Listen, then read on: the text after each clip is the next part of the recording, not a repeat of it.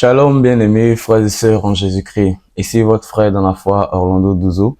Alors aujourd'hui nous allons parler de quelque chose d'important. Parlons du but des dons dans l'église primitive et les preuves bibliques de sa cessation.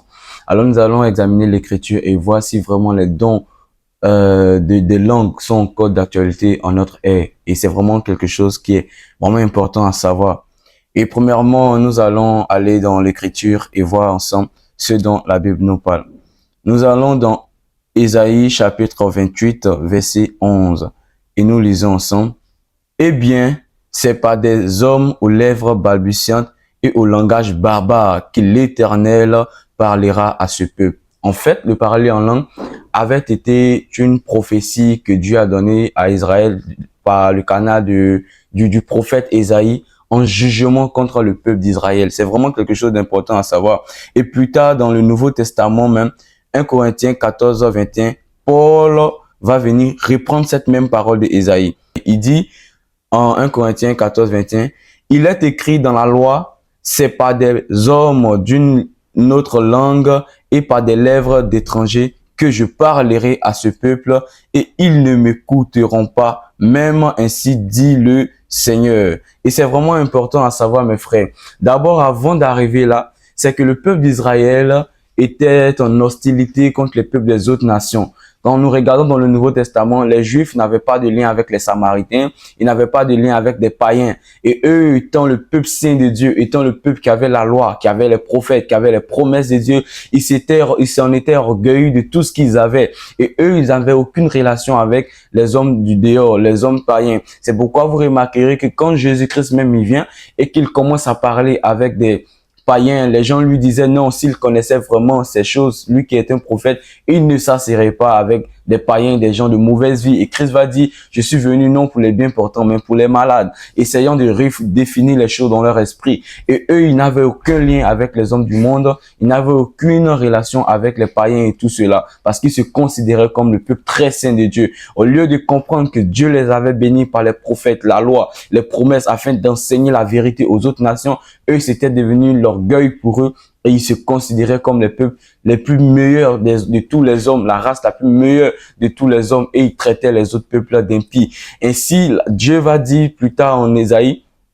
qu'il parlera au peuple d'Israël avec un langage d'étranger. Pourquoi? Parce que c'était une honte, c'était un jugement de voir que Dieu va parler à Israël dans un autre langage qui n'a rien à voir avec le langage des Juifs tel que l'hébreu. Donc eux, c'était un choc pour eux, c'était une honte pour eux, c'était un désastre parce qu'ils étaient un peuple considéré comme meilleur que les autres races et c'est vraiment cela. Et Dieu dit, parce qu'ils refusent le Messie ou ils refuseront d'entendre l'évangile, Dieu va révéler sa parole à des gens d'une autre nation. Et c'est vraiment ce qui s'est passé à la Pentecôte. À la Pentecôte, ce qui est arrivé, c'est que Dieu a donné le don des langues et tout le peuple qui est venu a entendu que les Juifs parlaient dans des langues étrangères. Non seulement, c'était le signe du jugement de Dieu contre le peuple d'Israël à cause de leur incrédulité et c'était aussi la période de transition où nous passions de l'Ancien Testament au Nouveau Testament, révélant que Dieu sauverait même les païens. Bien évidemment, les promesses étaient pour les Juifs, les prophètes étaient pour les Juifs, la loi était pour les Juifs, mais dans la Nouvelle Alliance, Dieu révèle que ce salut en Christ ne se limite pas seulement au peuple d'Israël, ni aux Juifs, ni à la postérité d'Abraham selon la chair, mais elle va jusqu'à tous les hommes de l'extrémité, des extrémités de la terre. Et c'est vraiment cela. Donc c'était non seulement un signe de jugement contre le peuple d'Israël, et c'était la période de transition révélant aux Juifs que Dieu convertissait et sauverait même les païens, des gens de mauvaise vie qui n'étaient pas considérés comme descendants d'Abraham. Et c'est vraiment quelque chose d'important à savoir. Les Juifs eux-mêmes, ils avaient cette difficulté à croire que Dieu sauverait même les païens. Par rapport à cela, nous pouvons voir rapidement en Actes chapitre 10, versets 44 à 46. Et là, nous voyons où l'apôtre Pierre est en train de parler là l'histoire de Corneille. La Bible dit Pierre a eu une révélation où Dieu a dit à l'apôtre Pierre d'aller et de prêcher dans la maison de Corneille. Pierre arrive et il va nous expliquer ce qui se passait là-bas. Voici ce que la Bible dit, Actes 10, 44. Comme Pierre prononçait encore ces mots, le Saint-Esprit descendit sur tous ceux qui écoutaient la parole. Tous les fidèles circoncis qui étaient venus avec Pierre furent étonnés de ce que le don du Saint-Esprit était aussi répandu sur les païens, car ils les entendaient parler en langue et glorifiaient Dieu. Alors quelque chose d'important, la Bible dit pendant que Pierre parlait, le Saint-Esprit est descendu sur tous ceux qui étaient dans la maison de Corneille. Évidemment qu'ils n'étaient pas des Juifs, qui étaient des païens et tout cela. Mais la Bible dit Pierre est venu avec des Juifs circoncis qui se sont convertis aussi à Christ. Mais les Juifs circoncis, malgré qu'ils sont en Christ, pour eux, il était inconcevable, impossible que Dieu donnerait aussi son esprit, même aux païens. Regardez ce qui s'est passé. La Bible dit tous les fidèles circoncis, donc les Juifs qui étaient venus avec Pierre, fut étonné de ce que le don du Saint-Esprit était répandu même sur les païens. Donc le don du parler en langue était une confirmation aux yeux des Juifs pour leur faire comprendre que même le Saint-Esprit est aussi donné aux païens. Il dit car, voilà la justification, car il les entendait parler en langue et glorifier Dieu. Et c'est vraiment quelque chose d'important, mes frères. Le don du parler en langue était non seulement un jugement contre le peuple d'Israël, et cela attestait aux Juifs que Dieu était en train même de sauver les païens et ils pouvaient les considérer désormais comme des frères pour ceux qui d'entre les païens qui venaient à Jésus-Christ. Voilà, c'est vraiment ça, mes frères. C'était là l'un des buts principaux pour lesquels Dieu a donné le parler en langue dans l'église primitive. En jugement contre Israël, non seulement cela, mais aussi c'était la période de transition entre l'ancienne et la nouvelle alliance, révélant que même les païens faisaient partie de cette nouvelle alliance en Jésus-Christ. C'est vraiment cela, mes frères. Un autre argument que nous pouvons vraiment comprendre pour exposer la cessation du don de langue et du but même pour lequel Dieu a donné les langues dans l'église primitive, c'est que mes frères, dans l'église primitive, Dieu a donné les langues en termes de révélation. Les langues aussi avaient le but de révélation, de prophétie. Paul va dire en 1 Corinthiens 14 que celui qui prophétise, celui qui parle en langue, qu'il interprète afin que le peuple reçoive de l'édification. Pourquoi? Parce que le don de langue était aussi une révélation que Dieu donnait à l'église. Alors il fallait interpréter ceux qui parlaient dans l'église pour que les autres reçoivent de l'édification et l'instruction que Dieu donnait à partir des langues ou d'une prophétie qu'il donnait à partir des langues. Mais mes frères, les langues avaient aussi ce but de révélation et de prophétie. Mais regardez mes frères, la Bible est clos dans le livre de Apocalypse 22, versets 18 à 19. La Bible se termine là. Et la Bible va dire quelque chose d'important. À la fin du dernier chapitre, du dernier livre du Nouveau Testament, la Bible va donner des avertissements clairs aux hommes, révélant que l'écriture canonique est fermée. Et là, nous pouvons voir en Apocalypse chapitre 22, verset 18. La Bible dit: je le déclare à quiconque entend les paroles de la prophétie de ce livre. Si quelqu'un y ajoute quelque chose, Dieu le frappera des fléaux décrits dans ce livre. Et si quelqu'un retranche quelque chose des paroles du livre de cette prophétie, Dieu retranchera sa part de l'arbre de vie et de la ville sainte décrite dans ce livre. Alors qu'est-ce que Dieu fait ici? Il va terminer l'écriture et tout. Et il va fermer l'écriture par une menace, par un avertissement sérieux, clair, radical, disant aux hommes de ne rien ajouter à sa parole et de ne rien retrancher, révélant ainsi que le canon de l'écriture est fermé.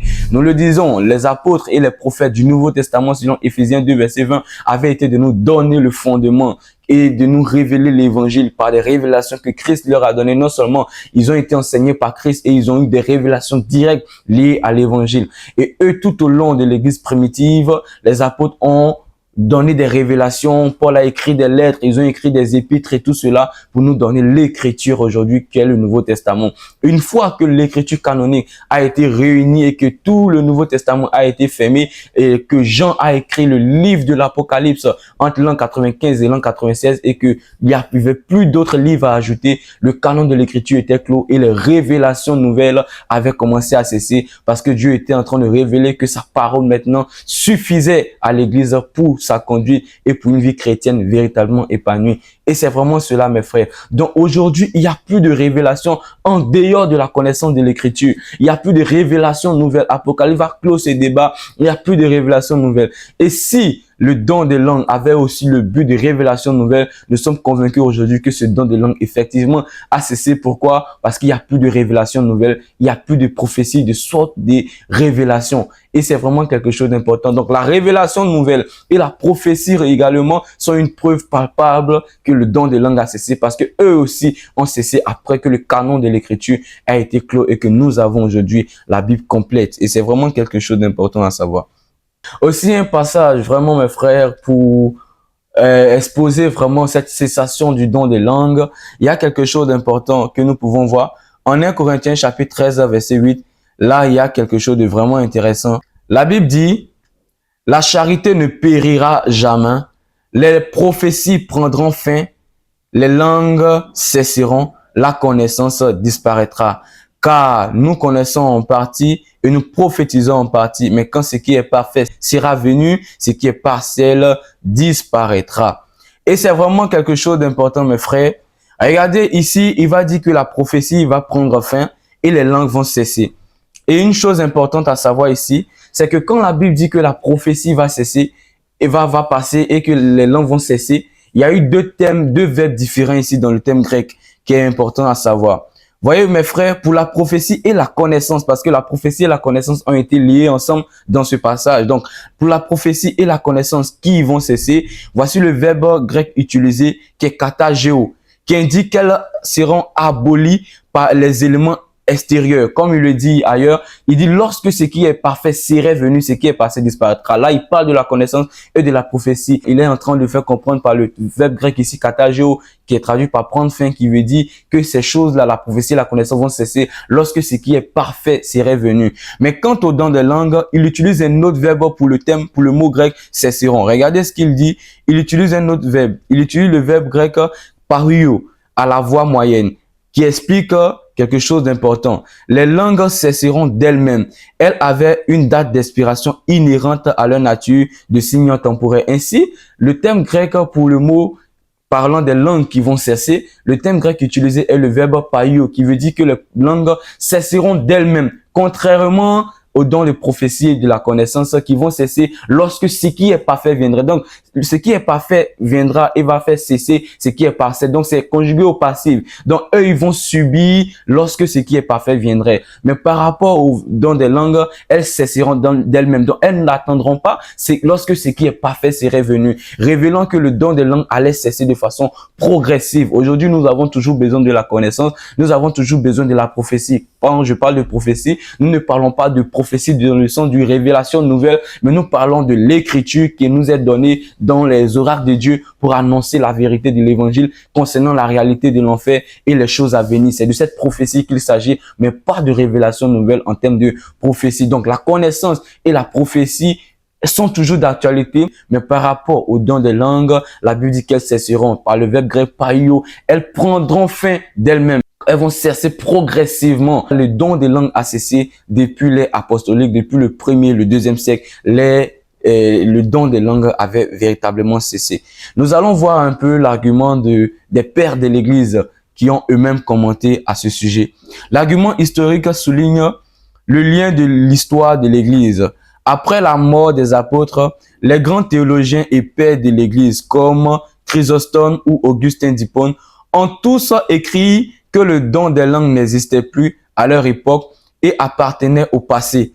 Et c'est vraiment cela, mes frères. Le fait que le don ait disparu pendant près de 1800 ans jusqu'à l'apparition du mouvement de la Pentecôte au début du XXe siècle prouve qu'il avait cessé. Et c'est vraiment cela. Donc même les pères de l'Église, comme Chrysostome, comme Augustin, avaient reconnu ces mêmes paroles de 1 Corinthiens 13:8 où la Bible dit que les langues allaient cesser. Et c'est vraiment quelque chose d'important. Non seulement les langues ont cessé, mais depuis le 1er siècle, elles avaient déjà cessé. Et jusqu'on arrive en 1800 et 1900, où le premier homme dans le monde moderne, Charles Fox Parham et Agnès Osman, ont prétendu de nouveau parler des langues. C'était la preuve que depuis près de 1800 ans, on n'avait plus jamais entendu parler de soi-disant langue. Et quand on regarde ce mysticisme qui est né en 1900, soi-disant Pentecôte, soi-disant le pentecôtisme moderne et le don des langues, nous voyons clairement que ces choses avaient cessé. Ça n'a été qu'une déviation de l'écriture pour arriver en 1901, où des gens ont prétendu parler encore